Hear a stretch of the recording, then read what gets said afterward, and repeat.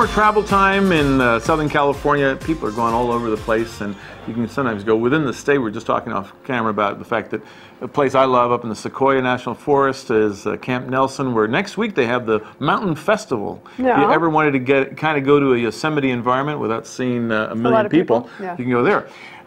We have a guest joining us today, Linda Ballou, who's been on before, author of Lost Angel Walkabout, One Traveler's Tales. It's a finalist in the International Book Awards. Nice to have you back. Congratulations. Thank you, Arthur. I'm so pleased to be here.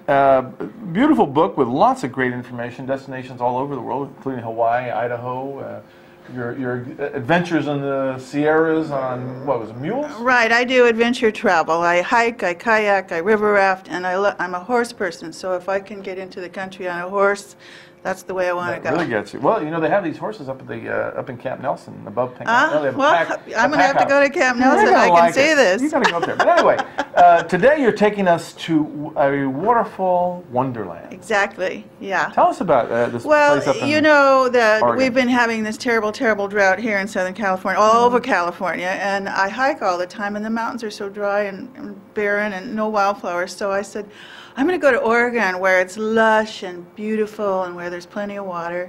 And so I connected with New England Hiking Holidays.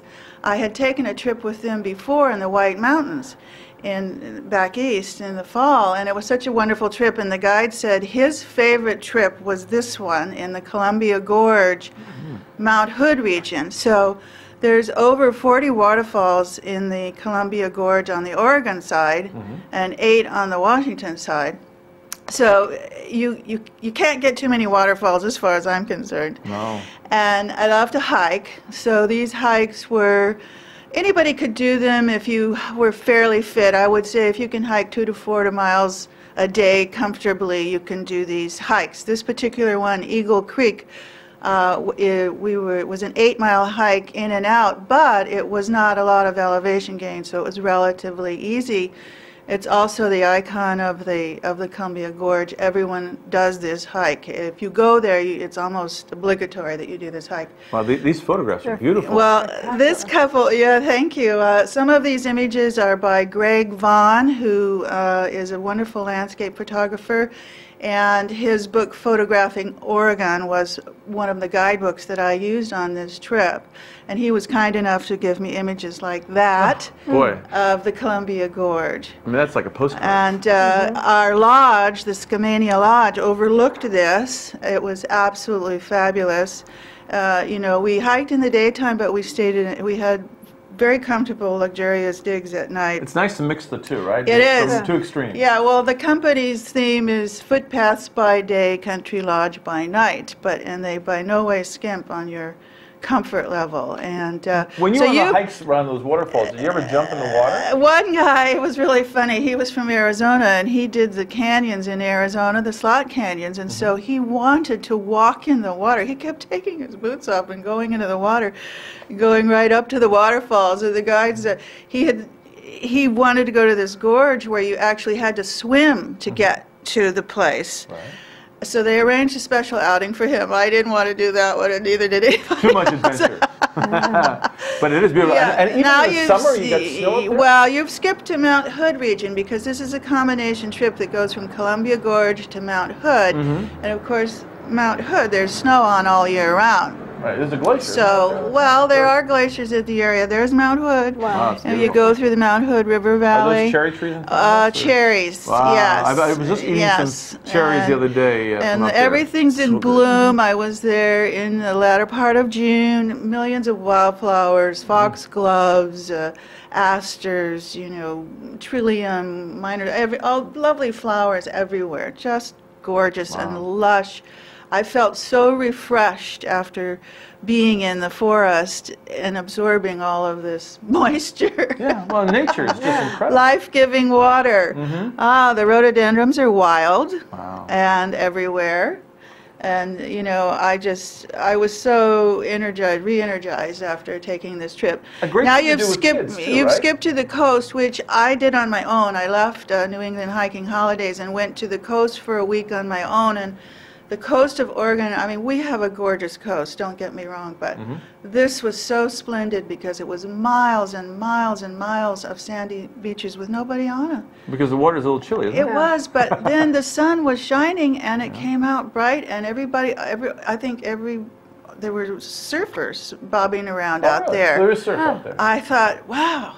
They were in this picture right They must here. be in big wetsuits, though. They big, were wearing thick ones. wetsuits, but the people in Oregon definitely do swim in the water, but I must say the currents are swift and dangerous. And there are no lifeguards. There's not one lifeguard in sight. Right. So if you swim there, you are...